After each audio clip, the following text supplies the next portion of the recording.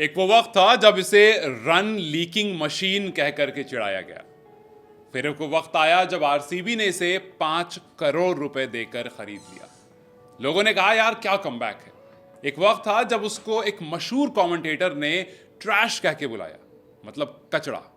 और आज एक वक्त है जब उसका मेड इन इंडिया कॉलअप हो गया है।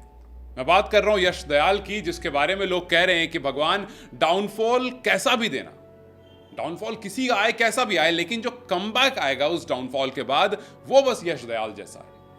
हाँ मतलब आप सोचो ना, आपको अगर एक ओवर में 5 छक्के पड़ जाएं और कोई बता दे कि भाई 2 साल के बाद तुम इंडिया खेल रहे होगे, तो क्या आप बोलोगे कि यार वो 5 छक्के ना पड़े?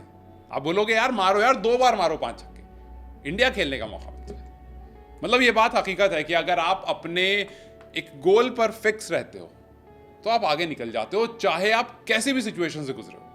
अब देखो 2023 में क्लिनिकल डिप्रेशन से ये इंसान गुजर रहा था और आज 2024 में इंडियन टीम में इंडियन जर्सी पहन करके ये वहां पहुंचेगा। हो सकता है कि इसको खेलने का मौका ना मिले या मिल भी जाए, लेकिन टीम इंडिया की जर्सी पहनना, उस स्क्वाड में खड़े रहना, शायद ये बहुत लोगों ने नहीं सोचा था। बहुत लोगों ने ये नहीं सोचा था स्ट्रेट ब्रॉड के बारे में।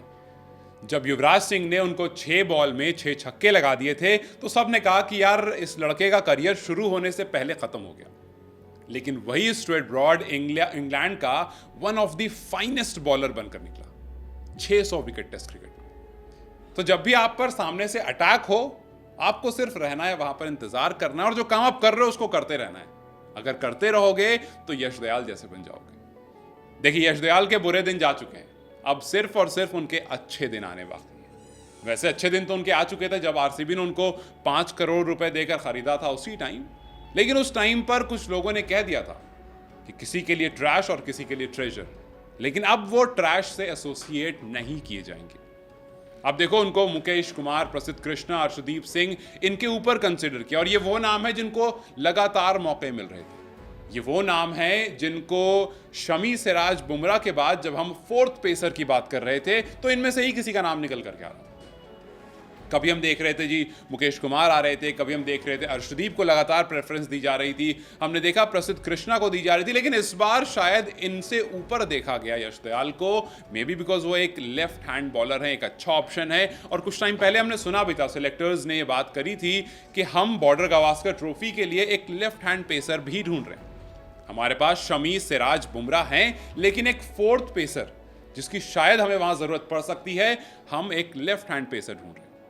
कल ही जब मैं आपसे बात कर रहा था तो मैंने आपको बताया था कि हो सकता है वो लेफ्ट हैंड पेसर जो हैं वो अर्शदीप हों, क्योंकि अर्शदीप को लेकर के काफ़ी बात भी हुई, उनको वर्ल्ड कप में मौके भी मिले, उन्होंने इंडिया को काफ़ी रिप्रेजेंट करा है, बॉल अच्छी स्विंग कर लेते हैं, नई बॉल पर अच्छी हरकत दिखती है, तो हो सकता है वो अर्शदीप होंगे। लेकिन शायद किसी ने ये नहीं सोचा था कि किस्मत कुछ और लिख कर बैठी है, किस्मत कुछ और प्लान करके बैठी है। और किसने सोचा था कि वो आरसीबी जिसको सबसे ज्यादा ट्रोल किया जाता है कि जी ट्रॉफी नहीं है इनके पास, ट्रॉफी लेस टीम है, व्हाट्सएप यूनिवर्सिटी वाली टीम है, सोशल मीडिया पर जीतने वाली टीम है, किसने सोचा था कि वही आरसीबी आपको 4 में से 3 पेसर सप्लाई करेगी?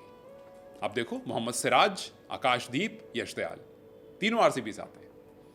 तो आईपीएल में जो हो रहा है वो अलग सी बात है, लेकिन अगर टीम इंडिया को सपोर्ट मिल रहा है कि 4 में से 3 पेसर आपको उस टीम में से मिल रहे हैं जिसको आप सबसे ज्यादा ट्रोल करते हो, तो कोई बात नहीं, थोड़ा और ट्रोलिंग कर लो, शायद वो 4 के 4 पेसर आरसीबी जनरेट करके दे दे। खैर, लेकिन अब हमें यश दयाल को रिंकू सिंह के वो 5 छक्कों से याद रखने की जरूरत नहीं है, क्योंकि हम उससे काफ़ी आगे बढ़ चुके हैं। आगे खैर हम पहले ही बढ़ गए थे, लेकिन अभी भी हम शायद उस रिंकू सिंह से एसोसिएटेड ओवर को ज़्यादा याद रखते हैं, और हम नहीं याद रखते हैं वो MS धोनी के अगेंस्ट किया हुआ एक ओवर जहां पर यश दयाल ने सब कुछ बदल दिया था। CSK versus RCB, last over, qualify होना था, सबने सोच लिया था कि जी CSK तो इन है, एक ओवर में 17 रन चाहिए, MS धोनी बल्लेबाजी कर रहे हैं, और एक बार फिर से गेंद उसी यश दयाल के हाथ में आई है जिन्होंने 5 ऐसी बॉल फेंकी थी जिसके बाद वो खुद डिप्रेशन में चले गए थे, जिसके बाद वो खुद बीमार पड़ गए थे, कितने केजी वजन कम हो गया था उनका। लेकिन उन्होंने कहा यार बार बार नहीं, विराट कोहली ने उन पर भरोसा जताया।